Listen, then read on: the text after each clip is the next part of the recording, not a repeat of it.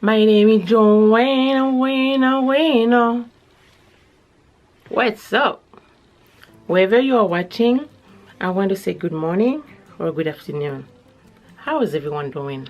As you can see in the title, today I'm going to be talking about an important subject, which is sex life matter. Being sexual is part of life and can sometimes be a problem if there is health issues. Today is the first part of so many.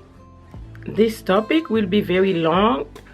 I don't know exactly how many videos I'm going to have about that subject, but today is the first part. I will be talking about the difference between making sex or making love. And also I will be talking about different parts of sexual relationship, like male side, woman side, and male problems sexually, and woman problems sexually.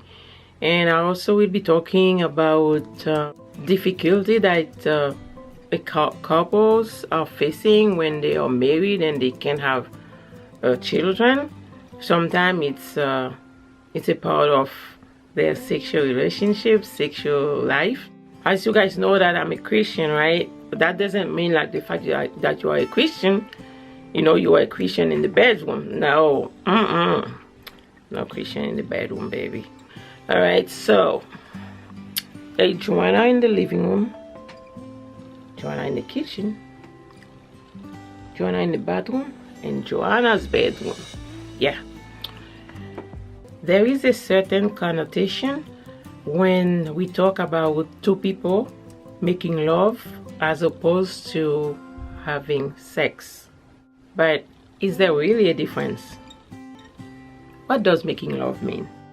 I was reading something from someone named Esther Perel. She said, making love is another way of saying having sex. However, there is usually an implication that making love involves a type of sex that is more intimate, even spiritual.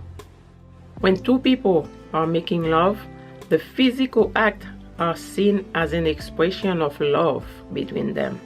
Today, the term making love is mostly used among the religious, spiritual, or traditional communities. But it's a way of talking about sex without saying the word sex. There is at least 10 signs that show that someone is making love to you. First, the sex started after an emotionally connective experience or conversation.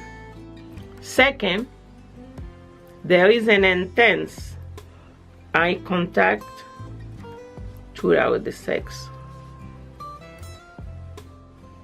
Third, there is plenty of kissing before, during, and after sex. Fourth, they hold you close during and after sex. Fifth, they are gentle and affectionate with how they touch you.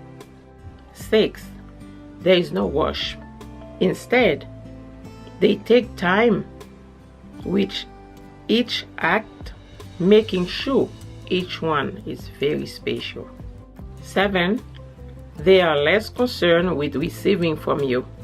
They are more focused on giving you pleasure or a mutual pleasure.